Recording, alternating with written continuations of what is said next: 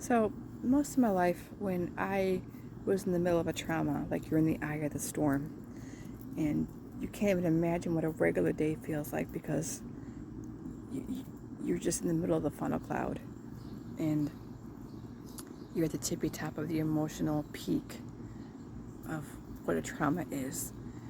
And you look around, you see people who are living their life like a regular day. You're like, how are you not stuck the same way I'm stuck? How are you going to buy dog food or going to buy salad fixings when your world has just completely crumbled or collapsed? It's hard to process how the world can keep moving while you're in this complete dead stop of life and in your trauma.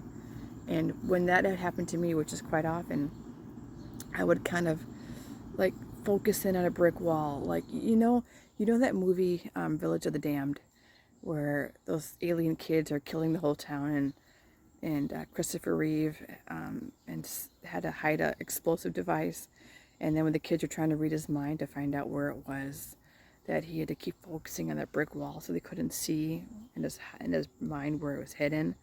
That's kind of how it was for me when things would get so intense. I would kind of just focus on that brick wall, focus, and just kind of hide in it almost. And when the dust settled, I would stand up, walk away, and call myself a survivor. However,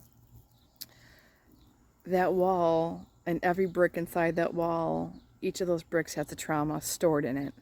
So I can walk away a survivor, but now throughout, oh, these bugs are buying me crazy. But now I have, good Lord, jeez, I just killed a bug.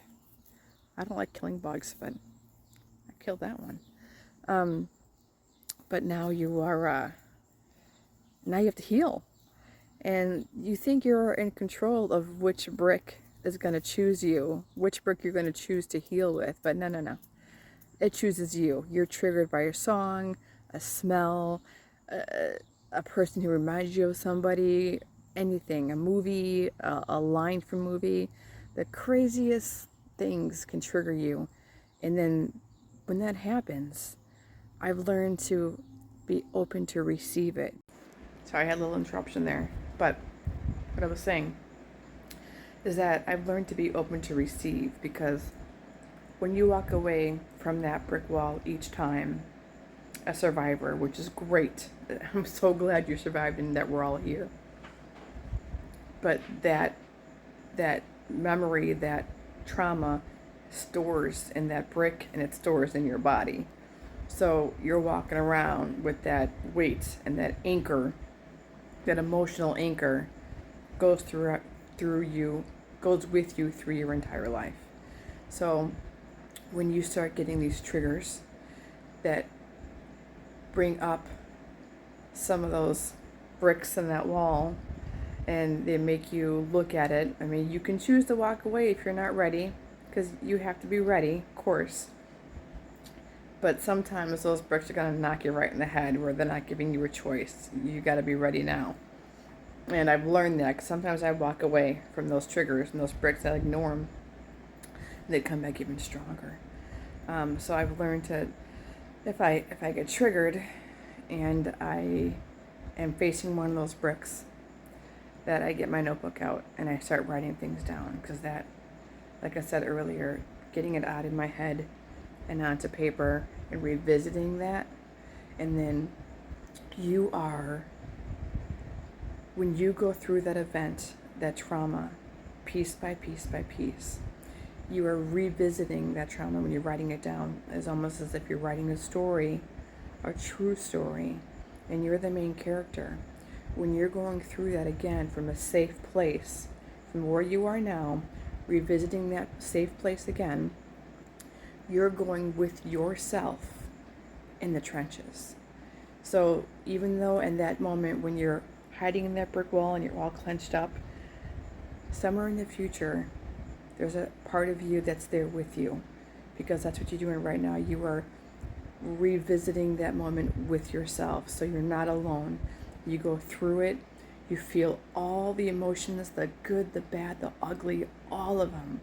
You cry, you scream. I scream. Like if I'm in my car, that's the best place for me to scream. I will scream like a lunatic, and I'll take the steering wheel and I'll kind of go back and forth and just get all this negative energy out of me. And there's nobody around me to think I'm nuts. It's just me. But it's such a good way to release that physical pent up energy. It does amazing. You might get a little sore throat afterwards because your throat's not used to that kind of, expellant. Is that the right word? I don't know. You got my point. So I have worked through, I would say maybe 5 or 6 decent heavy traumas in my life, and I tell you what,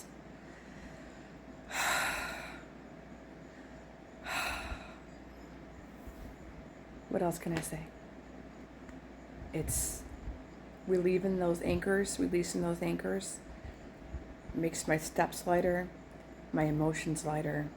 I wake up in the morning and there's so much less weight going with me wherever I go. And it's a blessing in disguise. It's hard as shit, I'm not gonna lie. Going through the trenches with yourself is hard as shit. But it's so worth it because you are keeping you company. You are not letting yourself be alone in that moment again. You are always going to be by your side, by your own side in that moment. You're going through the trenches with yourself, and you are worth doing that for. That's something I'm learning myself because I used to be such a self-loather. And now I'm realizing how strong and fucking powerful I really am. And that's a huge sentence for someone like me to say, because I was a very negative Nelly about myself. And now here I am saying, fuck yes, I deserve this. And fuck yes, so do you. Peace.